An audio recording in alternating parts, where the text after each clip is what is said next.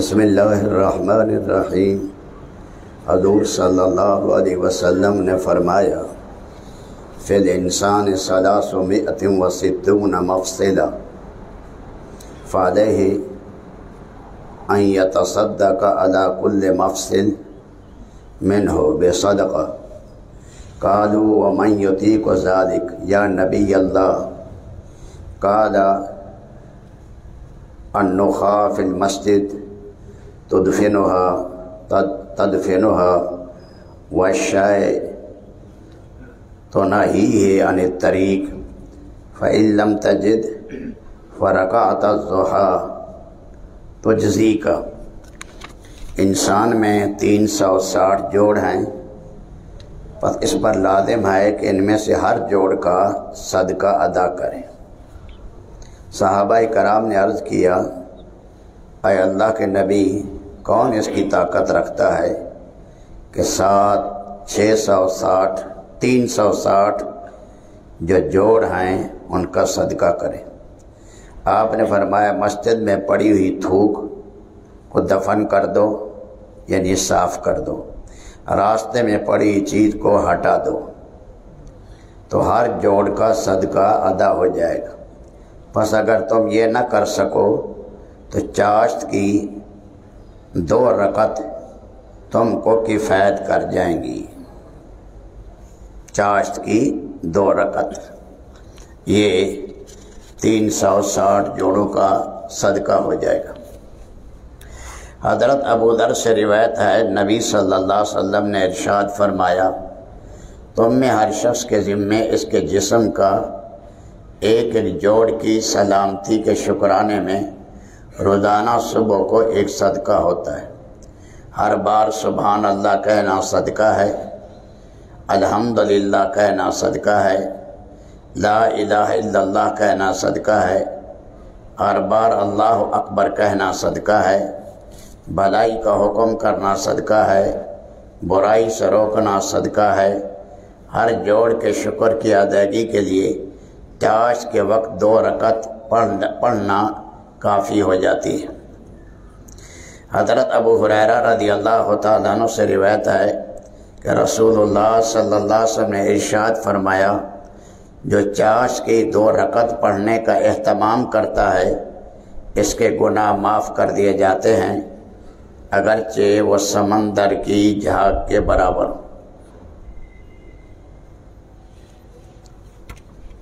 حضرت ابو درداء سے روایت ہے کہ رسول پاک علیہ السلام نے ارشاد فرمایا جو شخص چاشت کے 2 نفل پڑھتا ہے وہ اللہ تعالیٰ کی عبادت سے غافل رہنے والوں میں شمار نہیں ہوتا۔ جو 4 پڑھ لے وہ عبادت گزاروں میں لکھا جاتا ہے، جو 6 پڑھ لے اس کے دن کے کاموں میں مدد کی جاتی ہے، جو 8 پڑھ لے اللہ تعالیٰ اسے اپنے فرما برداروں میں لکھ دیتے، جو 12 پڑھ لے اللہ اس کے لیے جنت میں محل بنا دیتے۔ حضور صلی اللہ علیہ وسلم نے فرمایا جس نے چاشت کی 12 رکعتیں پڑھی اللہ تعالیٰ اس کے لیے جنت میں سونے کا ایک محل بنائیں گے۔ رمضان المبارک میں 70 سونے کے محل ملیں گے، مہینے کے آخر تک 2100 محل بن جائیں گے۔ حضرت عائشہ رضی اللہ تعالیٰ عنہ چاشت کی نماز 8 رکعت پڑھتی تھی، اتنے اہتمام سے فرماتی تھی اگر میرے لیے میرے والدین زندہ کر دیے جائیں تب بھی میں یہ رکعت یعنی ان کی ملاقات کے لیے نہیں چھوڑوں گی، بلکہ پہلے یہ نماز پڑھوں گی پھر ان سے ملاقات کروں گی۔ یہ چاشت کی نماز کا ہے، 2 رکعت سے لے کر 12 رکعت تک جتنا بھی آدمی پڑھ سکتا ہے، تو محلات بھی مل رہے ہیں اور انسان کے گناہ سمندر کی جھاگ کے برابر ہیں، اللہ معاف کر دیتے ہیں۔ ایک نماز ہے نماز زوال، سورج ڈھلنے کے بعد۔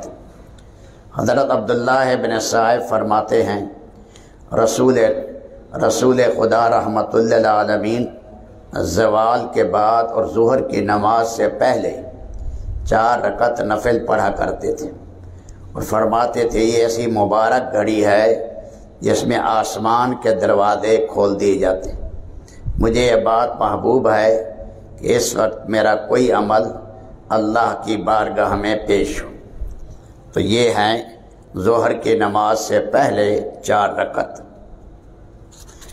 اس کو کہتے ہیں نماز زوال۔ ایک ہے نماز توبہ۔ کوئی آدمی ایسا نہیں جو گناہ کر بیٹھے پھر اٹھ کھڑا ہو، پاکی حاصل کرے، وضو کرے، غسل کرے، ٹھنڈے پانی سے کرے، اگر غسل نہ کر سکے تو وضو کرے، پھر نماز پڑھے، 2 رکعت نماز توبہ پڑھے، پھر اللہ سے خوب گڑ گڑا کر معافی مانگے، مگر اللہ تعالیٰ اس کو معاف کر دیتے ہیں۔ اگرچہ اللہ تعالیٰ بغیر نماز پڑھنے کے بھی بخش دیتے ہیں، مگر نماز پڑھ کر معافی مانگنے سے توبہ کی قبولیت کی امید بڑھ جاتی ہے۔ یہ ہے نماز توبہ۔ جھوٹ ہو گیا، غیبت ہو گئی، بد نظری ہو گئی، فوراً وضو کر کے صلاۃ التوبہ پڑھ لیں۔ ایک نماز شکر ہوتی ہے۔ حضرت ابو بکرہ رضی اللہ تعالیٰ عنہ فرماتے ہیں کانا رسول اللہ صلی اللہ علیہ وسلم اذا جاء امر سرورا او یسر به خر ساجدا شاکرا للہ تعالی۔ جب حضور صلی اللہ علیہ وسلم کو کوئی خوش کن امر پہنچتا یا آپ کسی بات سے خوش ہوتے تو اللہ تعالیٰ کا شکر ادا کرنے کے لیے سجدے میں گر جاتے۔ ذرا دھیان سے سنیں، جس وقت کوئی بڑی نعمت حاصل ہو یا بڑی مصیبت ٹل گئی تو بہتر ہے شکریہ کے لیے 2 رکعت کم از کم ادا کرے، یعنی نماز پڑھے۔ اگر یہ نہ ہو سکے تو صرف سجدہ شکر بھی مستحب ہے۔ اگلی بات، نماز کے بعد سجدہ شکر ادا کرنا مکروہ اور ممنوع ہے، کیونکہ ناواقف لوگ اس کو مسنون یا واجب اعتقاد کریں گے۔ مسئلہ، نماز شکر کا نہ کوئی وقت مقرر ہے اور نہ تعداد ہے، البتہ مکروہ وقت میں نہ پڑھی جائے اور تعداد 2 سے کم نہیں ہونی چاہیے۔